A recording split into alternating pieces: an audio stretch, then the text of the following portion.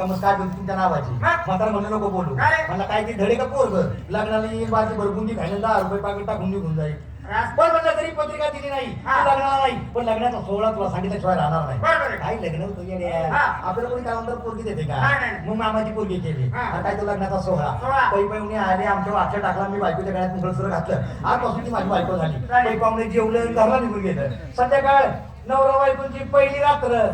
काय ती रात्र अरे अरे अरे अरे अरे आणि खरं सांगतो तुला आयुष्यातली तेवढीच रात्र रे परत रात्र नाही रे यांना विचार ना का ज्यांचं झाले त्यांची कशी तोंड सुकलेत बघ बरं आणि ज्यांची नाही त्यांना सोडकावर रात्र येईल आयुष्यात तेवढीच रात्र परत एकदा आना मागा लागला ना तर मग रात्र तशी नाही बाबा आणि काय ती रात्र नवीन फुली नवीन गादीवर नवीन तुला सांगतो चादर नवीन चादरीवर नवीन फुलं बंधरलेली आता टाकलेली त्याच्यावर माझी पोरी करत बायको बसलेली त्याच्यावर पदर अरे काही सौंदर्य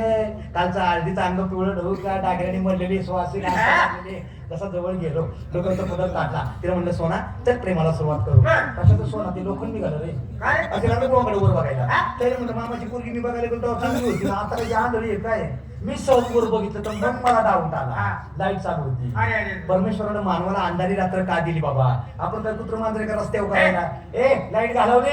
त्या आईने दिवाळी साजरी केली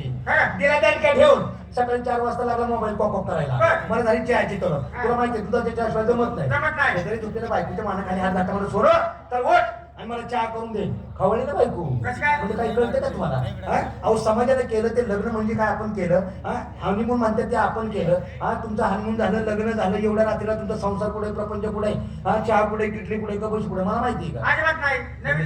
असं शिकली सवरलेली बायको आहे म्हणजे कशाला काळजी करते तू तुझी तयारीत राह आणि असा पळत पळत आपण दुकानातून दुधाची पिशवी घेऊन येतो मग काय अंधारातच कापडं घातली आणि मग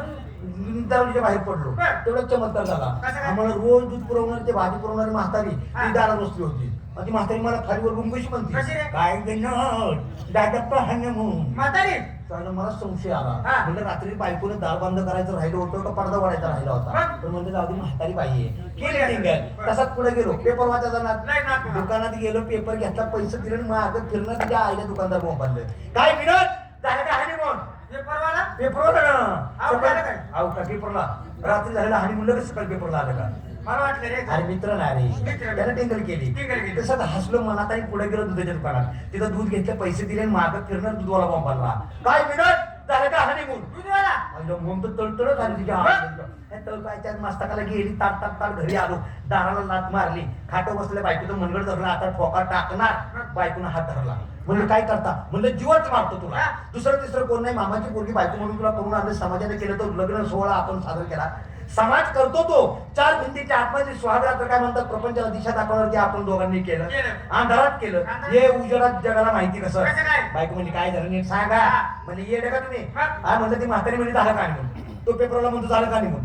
दूधवाला म्हणतो झालं का म्हणून या लोकांना माहिती कसं अरे बायकोलाही चांगले रे त्याने मला खाटं बसवलं गालावर हात फिरवला मला म्हणली सोन्या येडा रे येडा आतापर्यंत तुला 3च माणसं म्हणली झालं का म्हणून